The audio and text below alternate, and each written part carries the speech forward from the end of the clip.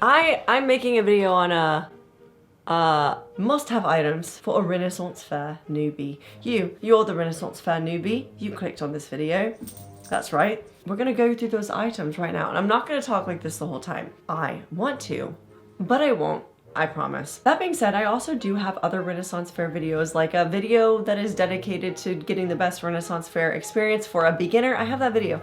I will put it right here if you want to check out that. That's a little more of a deep dive. This video is just going to be covering specific things that you should 100% bring to a Renaissance Fair for your first time so you don't forget anything. Now, some of these things are gonna be like no-brainers, right? But I'm just gonna say the most obvious things, of course, because they need to be there just in case you don't know or you haven't thought of them. So the first thing on this list is going to be gifts. The main thing about a Renaissance Fair experience that really differentiates it from just going as someone that doesn't know what they can do there is that you can bring gifts and trade gifts and give gifts for fun and make friends that way. Let me show you some of the gifts I'm talking about. Hang on. Okay, I've got some like little things right here. I don't have a ton to show you because they're in my Ren Fair box, but I'm gonna show you a few things that I grabbed. Also, I got my ears.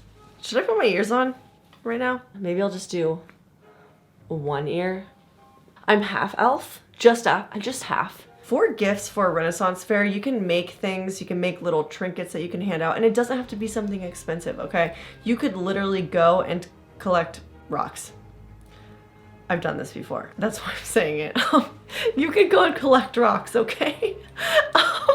Seriously, I'm not kidding. There are so many different things that I've received at Renaissance festivals, like I received a tiny little handmade mushroom, I received a Gumby, I received this necklace. I've received many different things, and people actually make these things with the intention of handing them out and making some friends, or just like blessing someone with an awesome Ren Fair gift, especially if they're a first timer. So what I will normally do is if I'm going around the Renaissance Festival and I receive a gift, I will normally pass it along to someone else. It's a fun way to interact, and it kind of ties in LARPing as well. If you kind of want to get a little bit of a feel for interacting with people that are in character by exchanging gifts, that is a LARP thing. It's really just to get to know people and deepen your experience when it comes to role play, if you do choose to do that. But even if you don't, it's just fun to do. It's a good way to dip your toes in the moat, as they would say in the medieval times.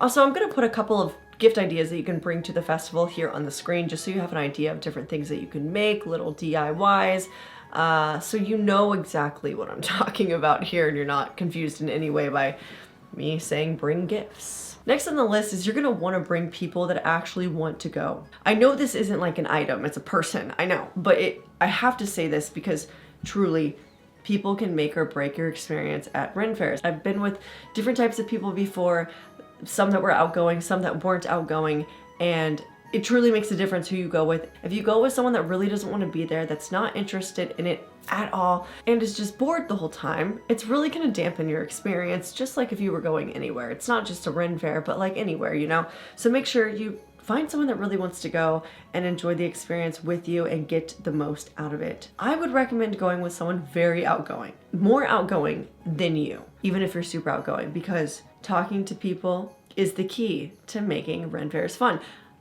That's just my personal opinion though, because some people can go and not do that and have a great time. For me, every time I go to a Ren Fair, I'm really wanting to deepen the immersion, and that involves talking to people that are doing reenactments, because I kind of want like more of a LARP side of it, and talking to people allows me to have a closer experience to a LARP.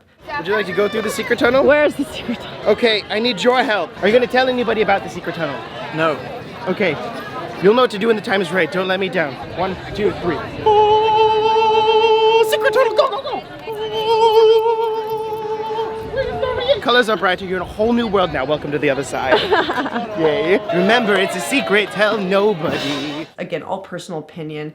Of course, you can go as an introvert and still enjoy yourself and see the shows, and you don't have to talk to people at all and you're gonna have a great time. But regardless, whoever you decide to invite, choose wisely. So the rest of the items on the list definitely don't have to do with immersion. Gift giving is the one thing that has to do with that. But the rest is kind of things that you should 100% bring even if you think you don't need them, and I'll explain why right now. So the next one is going to be a water bladder. Guys, just bring one. I'm not kidding. Fill it up, put it in your bag, because the amount of Ren fairs I've been to where you have to wait for 15 minutes to get a water, it's a little ridiculous. It's like, just pack a water bladder, put it in your backpack. Now you have water, and yeah, it might not be freezing cold by any means, but at least you have water, and that's the point. Because when it's difficult to get water, that's a necessity when it's hot outside, and it really deters you from enjoying yourself. Every time I don't bring a water bladder, I instantly regret my decision. And with the water bladder, I have to mention snacks. You really kind of have to look at this as a theme park in a way, where it's harder to get food and water. Truly, okay? I'm not saying every Renaissance festival is like that, but most of them are. So bring yourself some snacks or knacks, as my niece would say. Knackies, bring yourself some knacks. But with that, I had to mention, okay, all of these items are gonna go really good on a LARPing packing list in the future. I can't wait.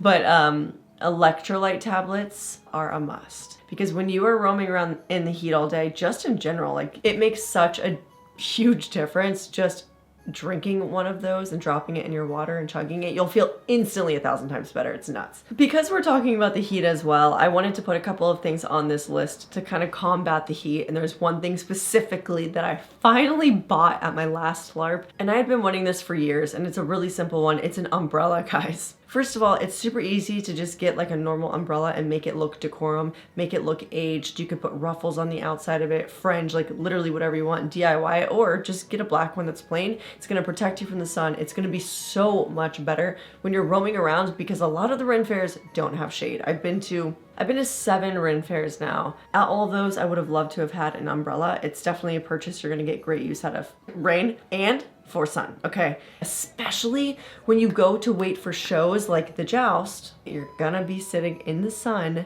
and if you have an umbrella, you're gonna be the smart one in the crowd that's just chilling in the shade. Very few people bring an umbrella, which I'm shocked about. Sometimes I see them, but it's very rare. And with combating the heat, there are 2 other things that I would mention bringing as well. I'm gonna put these on the same list together, and that is a hand fan, because this is decorum, and also a misting fan. Look, I know this is like something you would bring to a theme park, I'm well aware, but you really have to think about it, because if the heat is gonna make or break you enjoying your day, you might as well just be chilling and have everything you need. And this misting fan is a must. And if you are looking to LARP, it's also something that can come in handy with LARPing too. Like my most recent LARP that I did at Wasteland, it was over 100 degrees outside. It's the perfect item to have when it's that hot, guys. You just throw it in your bag and pull it out when you need it. It's great. You can make it look decorum if you really want to. You can. Now the next thing you absolutely need is you need cash. They do have ATMs at Renaissance festivals, but they will charge you a fee. It's just easier to have the cash. And plus, when you arrive to most Renaissance festivals, they will charge you for parking, which is cash only. You guessed it. And I'm not saying that every single vendor does cash. I've been to some Ren fairs where they take card, but it's rare. It's very rare. So bring cash. The next item, which is a little bit decorum, is going to be a tankard. So if you're gonna go and you're gonna get alcoholic beverages and you kind of want to fit the theme, bring a tankard, guys. I personally like having a tankard, especially if I have a water bladder in my bag. I can just drain that into a tankard so I can walk around with my cup filled with water, and it's aesthetic, and I'm not just like sipping out of my bag, especially if you're gonna get drinks. They just put it right into your cup. It's super easy. Also, it gives you a little bit of taste of LARPing, because if you go LARPing, you have to bring everything on you at all times. The next item is going to have to be comfortable shoes, because you're gonna do lots of walking. I personally like to put inserts into my combat boots, and they are so comfy. I've worn them LARPing. I've walked miles a day in them, and I've been perfectly fine. I felt great. So that being said, getting a shoe insert and putting it in any shoe you want to bring for long distance walking is a smart idea. And for an event like this, comfort is really going to come first instead of aesthetic.